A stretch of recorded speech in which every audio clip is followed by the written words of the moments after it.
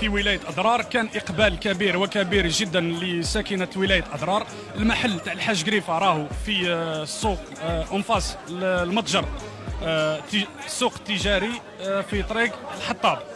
ان شاء الله نكونوا عند حسن ظن سكان ولايه اضرار. عندنا وراء العيد ان شاء الله افتتاح محلات الحاج قريفه التابعه للسلسله في ولايه بشار، وتجور بالشعار تاعنا خلي الزوالي يلبس.